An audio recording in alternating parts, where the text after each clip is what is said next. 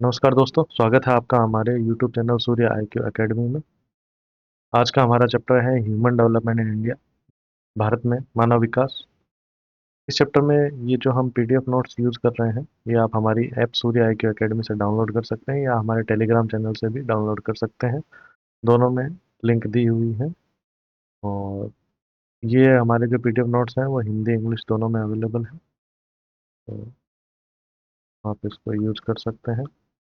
और ये जब आप वीडियो देखें तो पहले डाउनलोड कर लीजिए, उसके बाद में वीडियो देखें तो आपको अच्छे से समझ में आएगा। चलिए स्टार्ट करते हैं आज का chapter, human development in India. अब ह्यूमन डेवलपमेंट का कंसेप्ट क्या है? ह्यूमन डेवलपमेंट जो है वो डिफाइन किया है, उसकी परिभाषा दी है यूनाइटेड नेशन डेवलपमेंट प्रोग्राम में, यूएनडीपी ने। उन्होंने क्या बताया? As a process of enlarging people's choices, enhancing their capabilities and expanding their freedoms. लोगों के विकल्पों को बढ़ाने, उनकी चॉइसेस को बढ़ाना, उनकी क्षमताओं को बेहतर बनाना, उनकी कैपेबिलिटीज को बेहतर बनाना और उनकी स्वतंत्रता के विस्तार, उसको क्या बोलते हैं? Human development. तो अगर आपके पास कोई चॉइसेस हैं, पहले एक चॉइस थी, अब आपको अगर दो चॉइसेस देते हैं कोई भी चीज़ सेलेक्ट करने के लिए, या आप करियर बनाना चाहें तो आप आर्ट्स में भी ले सकते हैं, साइंस भी ले सकते हैं, कॉमर्स भी ले सकते हैं। आपकी चॉइसेस बढ़ाना, एक हॉस्पिटल एम्स अवेलेबल है, फिर आपके पास ये सरकारी हो गया, फिर आपके प्राइवेट भी बहुत सारे अवेलेबल हैं स्वास्थ्य के लिए।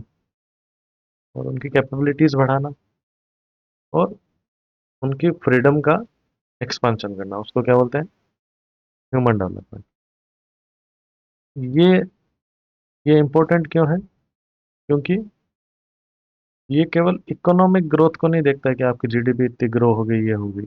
ये बेसिकली मानव कल्याण की तरफ फोकस करता है, इसका मानव कल्याण ही लक्ष्य है। ठीक? तो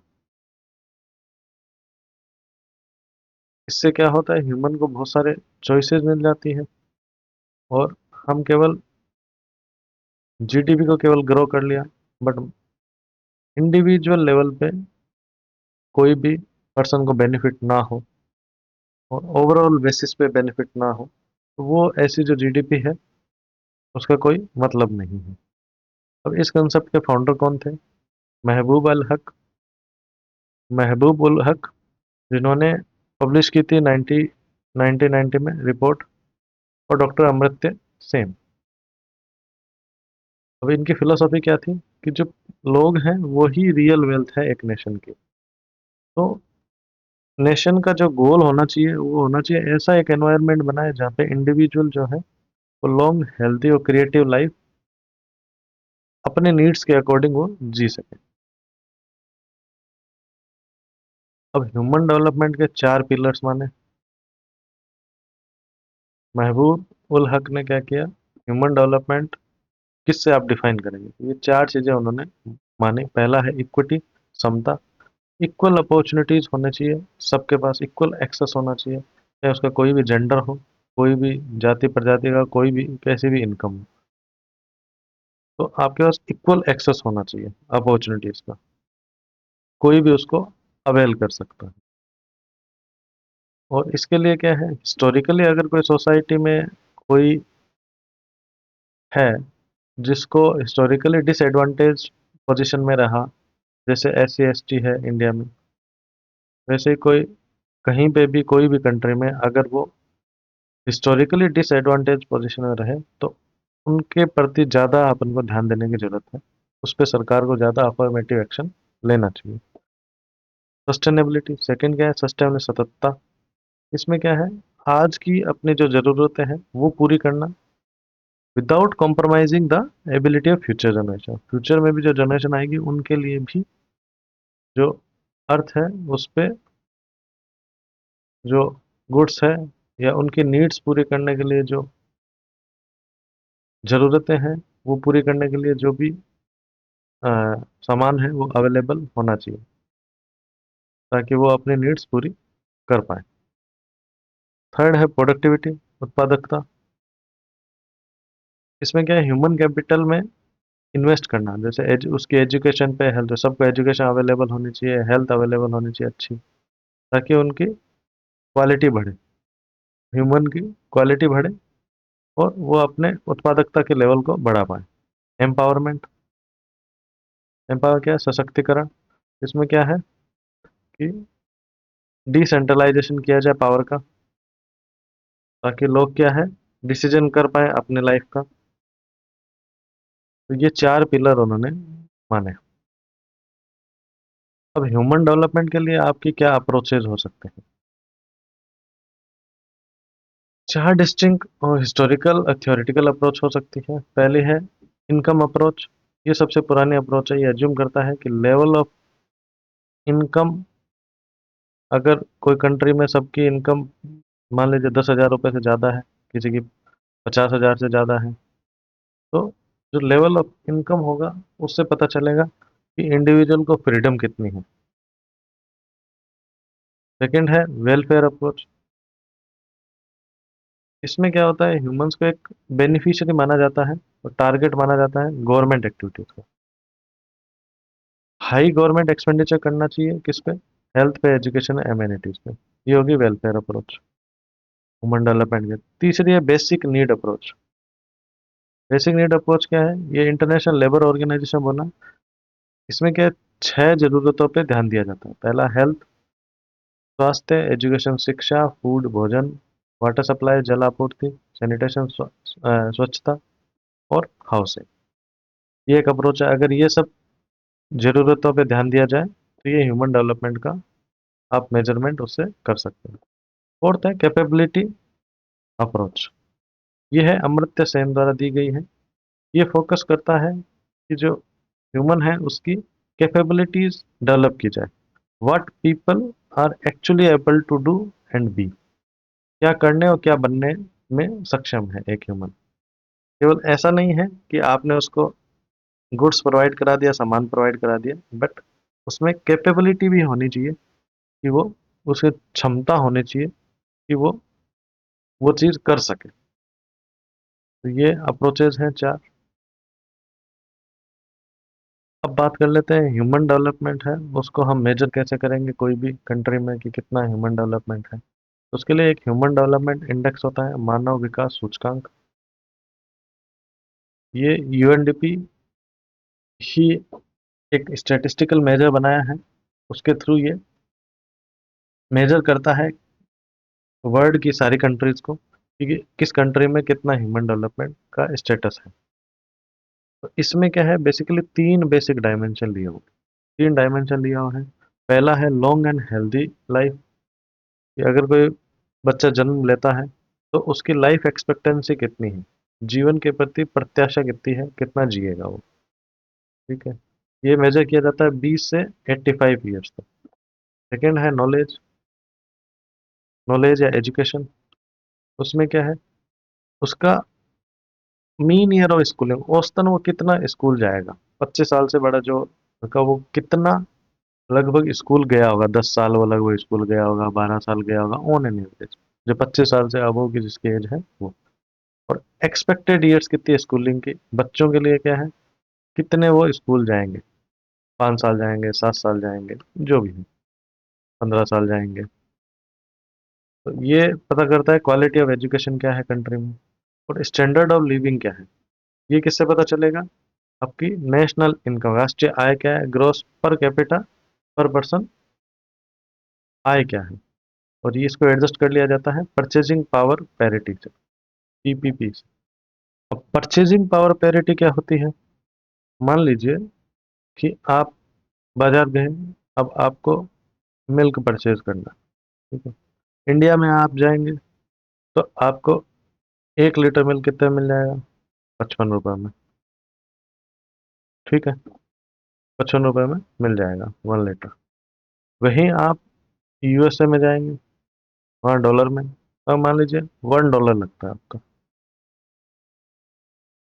ठीक है, वहाँ पे जो स्टैंडर्ड ऑफ लिविंग है उसके अकॉर्डिंग वो $1 बता रहा है। यहाँ पे क्या है, 55 रुपये है। तो इस चीज को एडजस्ट किया जाता है। कैसे कि अब मान लीजिए आपका कोई दोस्त है, उसका यूएस में पैकेज लगा, आईआईटी किया उसने और उसका पैकेज लगा सपोज, या आईआईएम से, तो उसका मतलब वहां पे पैकेज लग गया $2 लाख का। ठीक है। और इंडिया में मान लीजिए उसका, इंडिया में भी उसने इंटरव्यू दिया, उसका पैकेज लगा 60 लाख रुपए का। ठीक है। अब आपको लगेगा वहां पे $2 लाख मिल रहे हैं यूएस में, तो काफी अच्छे हैं, ज्यादा हैं, और इंडिया में केवल 60 लाख ही मिल रहे हैं। बट ऐसा है नहीं। क्यों? क्योंकि वहां पे अगर $2 लाख मिल रहे हैं, तो वहां पे सामान खरीदने के लिए, जैसे आप मिल्क खरीदेंगे, ब्रेड खरीदेंगे, कॉफी खरीदेंगे, कोई भी चीज आप वहां खरीदेंगे, उस पर कॉस्ट बहुत ज्यादा है। ठीक है। तो उसका क्या है, उसका एक एक वर्ल्ड बैंक क्या निकालता है, वर्ल्ड बैंक बताता है परचेजिंग पावर पैरिटी। अगर वही सामान यहाँ खरीदें और वही सामान यूएस में खरीदें, तो कितने का पड़ता है। अगर मान लीजिए वर्ल्ड बैंक ने बता दिया कि $1 अगर आप वहाँ लगाते हैं, तो इंडिया में मान लीजिए $30 आपको लगाने पड़ेंगे। ठीक है।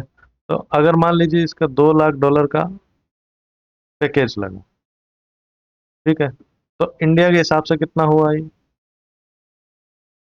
30 × 2 लाख, तो कितना हो गया, 60 लाख हो गया। अब इंडिया में उसको पैकेज कितना मिला है, 60 लाख। तो कोई फर्क नहीं पड़ रहा है, इंडिया और यूएस का पैकेज सेम ही है, क्योंकि अगर वो वहाँ जॉब भी करेगा, तब भी उसको पैसे का जो स्टैंड, उसको खर्चा तो उतना ही करना पड़ेगा वहाँ के अनुसार। तो इसलिए ये सेम ही पड़ता है। तो ये परचेजिंग पावर पैरिटी के अकॉर्डिंग क्या करते हैं, इसको एडजस्ट करते हैं, फिर ये ह्यूमन डेवलपमेंट इंडेक्स निकलता है। यूएनडीपी क्या करता है, ये तीन मेन डायमेंशन है, तीन फैक्टर है जो देखता है। लाइफ एक्सपेक्टेंसी, हेल्दी लाइफ होनी चाहिए, नॉलेज एजुकेशन, और स्टैंडर्ड ऑफ लिविंग। अब ये जो स्टैंडर्ड और डेवलपमेंट है, ये जो इंडेक्स बनाया है, उसके अकॉर्डिंग क्या करते हैं, ये रेंज बनाई हुई है। ये एस डी आई वैल्यू कहाँ से होती है, 0 से 1 के बीच में होती है। अगर 0.8 से 1 के बीच में है, तो आप बहुत हाई डेवलपमेंट स्टेज पे है, वेरी हाई डेवलपमेंट। 0.7 से 0.799 तक है तो हाई डेवलपमेंट पे है। 0.550 से 0.699 तक है तो मीडियम डेवलपमेंट है। और 0.550 से बिलो है तो आप लो डेवलपमेंट में। ठीक है। ये लो डेवलपमेंट है, ह्यूमन डेवलपमेंट ज़्यादा अच्छा है नहीं। अब इंडिया की बात कर लेते हैं कि इंडिया में क्या चल रहा है अभी ह्यूमन डेवलपमेंट इस इंडेक्स के अकॉर्डिंग। तो ह्यूमन डेवलपमेंट इन इंडिया, अभी इंडिया में क्या है, मीडियम ह्यूमन डेवलपमेंट चल रहा है। कौन सा मीडियम है, मध्य में है अपन। अपन कौन से रेंज में आ गए, 0.550 से 0.699। अब ये कैसे आए, 2023 की रैंकिंग देखें तो इंडिया का 134वां स्थान है, 134 आउट ऑफ 193। स्कोर क्या था, 0.644। 0.644 किस में आता है, मीडियम डेवलपमेंट में आता है। ठीक है। 2025 की बात कर लें तो इंडिया का 0.685 हो गया। ठीक है। 2.685 हो गया, आप अपन लगभग मीडियम डेवलपमेंट से बाहर निकलने वाले हैं। इंडिया 90 में क्या था, 0.429 था, वहां से अब अपन 685 तक आ गए हैं 25 में। तो अपन लो से मीडियम की तरफ आ गए, अब मीडियम से अपन बाहर निकलने वाले हैं, हाई डेवलपमेंट में आने वाले हैं। ठीक है। अब इसमें इंडिकेटर कौन कौन से थे भाई, लाइफ एक्सपेक्टेंसी जो अपन ने तीन पढ़े, लाइफ एक्सपेक्टेंसी कितनी है, 67 ईयर्स। 25 वाली रिपोर्ट में कितने कह रहा है, 72। स्कूलिंग कितनी होनी चाहिए एक्सपेक्टेड, 11.9 ईयर्स है। और 25 में 13 years. Mean schooling on an average औसतन कितना रहता है बंदा, 6.9 ईयर्स, पहले 6.7 था। और gross national income per capita income कितनी है, पहले थी 21 में थी $6590, अब है 9046 यूएसडी। ठीक है। तो ये इंडिया का स्टेटस है, अपन मीडियम लेवल पे आते हैं, और अभी थोड़े ही टाइम में हम हाई डेवलपमेंट में आ जाएंगे। और 2025 में जो रैंकिंग बनी, उसमें अपन 130th पोजीशन पे थे, 193 से। और जो यूएनडीपी की ह्यूमन डेवलपमेंट जो रिपोर्ट आती है, उसमें 2025 का टाइटल क्या था, a matter of choice, people and possibilities in the age of AI. AI के ज़माने में लोग और उनकी क्या संभावनाएं हैं, वो एक मैटर ऑफ चॉइस है। ठीक है। क्या है। तो ये कई बार आ जाता है क्वेश्चन, इसलिए यहाँ पे आपको दे दिया गया है। कई बार ये एमसीक्यू के रूप में आ जाता है कि रिपोर्ट का टाइटल क्या है, रैंक कौन सी थी इंडिया की, इसका इंडेक्स में अपना स्कोर क्या था, 0.685 था। अब इसमें इस रिपोर्ट में और भी चीज़ें आती हैं। ये है inequality adjusted human development index. अब ये क्या करता है इनइक्वालिटी, मतलब एक जैसे इंडिया है उसमें कई रीजन में तो ह्यूमन डेवलपमेंट जो है वो ज़्यादा अच्छा है। मान लीजिए जेंडर वाइज अपना डिस्क्रिमिनेशन है, मेल्स को अवेलेबल है बहुत सारी चीज़ें, फीमेल को नहीं है। ऐसे ही जो डिस्क्रिमिनेशन है उसको एडजस्ट करता है। तो इंडिया की वैल्यू अगर इसके अकॉर्डिंग एडजस्ट किया जाए तो ये जो स्कोर है ये 25% डाउन हो जाएगा। इस अभी भी जेंडर वाइज ही डिस्क्रिमिनेशन है, ये 25% डाउन हो जाएगा। ठीक है। फिर आता है जेंडर डेवलपमेंट इंडेक्स। ये जेंडर में जो असमानताएं हैं उसको मेजर करता है। फिर बात कर लेते हैं जेंडर इनइक्वालिटी इंडेक्स। अगर ये मेजर करता है डेवलपमेंट में loss due to inequality. Inequality किसमें, रिप्रोडक्टिव हेल्थ में, एम्पावर में, सशक्तिकरण, लेबर मार्केट पार्टिसिपेशन, मेल और फीमेल में। अब इसमें क्या है, जो इंडिया की 2025 में रैंक है वो 108वीं है आउट ऑफ 193। फिर है मल्टी डायमेंशनल पॉवर्टी इंडेक्स। ये बताता है कि किन एरियाज में मल्टी डायमेंशनली पुअर है, हेल्थ, एजुकेशन और लिविंग स्टैंडर्ड में। ठीक है। ये जब मोर देन वन पैरामीटर पे बंदा पुअर होता है, गरीब होता है, तो उसको कैप्चर करता है मल्टी डायमेंशनल पॉवर्टी इंडेक्स। और फिर आया है प्लेनेटरी प्रेशर एडजस्टेड एसडीआई, पीएचडीआई। ये नया मैट्रिक लॉन्च किया है, ये एडजस्ट करता है ह्यूमन डेवलपमेंट इंडेक्स को। किस पे, पर कैपिटा कार्बन इमिशन, पर पर्सन वातावरण पे क्या क्या मटेरियल पर, वातावरण पे क्या प्रभाव पड़ता है पर पर्सन, उसके अकॉर्डिंग ये लॉन्च किया गया है। तो ये कई सारे अदर जानकारी भी ह्यूमन डेवलपमेंट रिपोर्ट में रहती है ताकि एक अच्छी पिक्चर आ पाए। अब चैलेंजेस क्या है इंडिया में। इंडिया में कई सारे चैलेंजेस हैं ह्यूमन डेवलपमेंट। पहला है इकोनॉमिक गैप। हेल्थ पे बहुत ही कम खर्चा करते हैं, 2.1% ही करते हैं। एजुकेशन पे 2.9 ही है अदर डेवलप्ड नेशन के बजाय। पॉपुलेशन बहुत ज़्यादा हो गई, पॉपुलेशन का एक्सप्लोजन हो गया है, जिससे क्या होता है रिसोर्सेज तो लिमिटेड ही है। कास्ट और कम्युनल डिफरेंसेस भी है, इनइक्वालिटी है, जेंडर का बायस भी है इंडिया में। जैसे फीमेल की जो मोर्टेलिटी है, मृत्यु दर है, वो ज़्यादा है। और अबॉर्शन भी जो होता है वो फीमेल का ज़्यादा होता है, फीमेल बच्चे का। और सन को, बेटे को प्रेफरेंस दी जाती है। और रीजनल इम्बैलेंसेज भी हैं। कई स्टेट इंडिया में एसडीआई इंडेक्स में आगे हैं, कुछ नहीं है। तो ये चैलेंजेस हैं। और आगे पॉलिसी के हिसाब से, पर्सपेक्टिव के हिसाब से क्या कर सकते हैं। अब इसमें क्या है, इन्वेस्टमेंट करना पड़ेगा ह्यूमन कैपिटल पे। आपको क्वालिटेटिव लाइफ बिल्डिंग एजुकेशन देनी पड़ेगी, हेल्थ सर्विसेज अफोर्डेबल होनी चाहिए, हर बंदा एक्सेस कर पाए। गुड गवर्नेंस देनी पड़ेगी, डिसेंट्रलाइज होनी पड़ेगी, सबको डेमोक्रेसी डेमोक्रेसी राइट होना चाहिए, करप्शन खत्म करना पड़ेगा।